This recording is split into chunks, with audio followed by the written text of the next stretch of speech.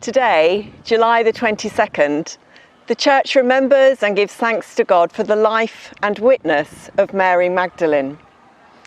Mary Magdalene was a friend of Jesus. He had healed the demons in her head. He had made her whole. He had restored her to the community. He had invited her to follow him. And so Mary Magdalene left the commercial, eclectic port of Magdala. She joined the group of apostles to follow she knew not where. There was only one thing that upset her. People kept on thinking that she was the woman who had poured oil over Jesus' feet and wiped them with her hair. It was all the fault of Herod's wife, also called a Mary. There were just too many Marys: Mary Magdalene, Mary of Bethany, Mary the mother of Jesus. Mary Magdalene wouldn't really mind, but for the fact people thought that Jesus had healed her of sexual sins. That's why she became the patron saint of fallen women. Oh well, anything for the sisterhood. Mary Magdalene became famous because she was the one who watched Jesus on the cross. She was the one who watched when the soldiers took his body down, when the body was laid in a tomb in a garden.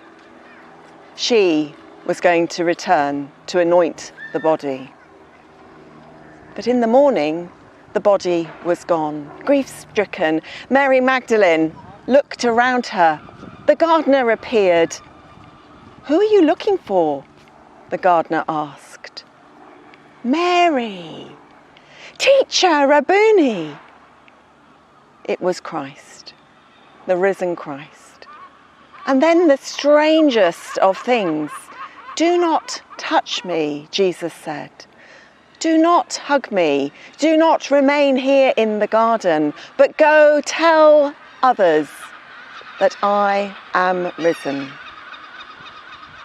Mary Magdalene could have stayed in the security of the garden, but she went forth to spread the news, to tell the others that Jesus was alive. In our life of faith, it's not an option just to stand still.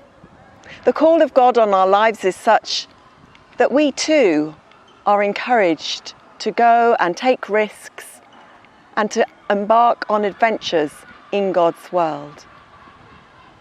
Mary Magdalene certainly embarked on adventures as she went to tell people about the risen Christ. Legend has it that she left from Palestine and went to Provence, where she became the patron saint of the cosmetic industry. Makers of perfumes and hairdressers all put themselves under her protection.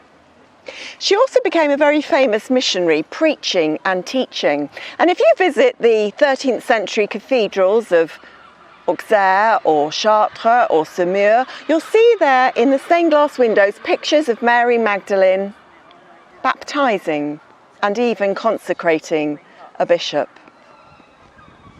Do not hold on to me. Do not cling. May we, who are also disciples of Jesus, step out in faith, take risks, and enter into adventures on God's world as we share our love for Christ.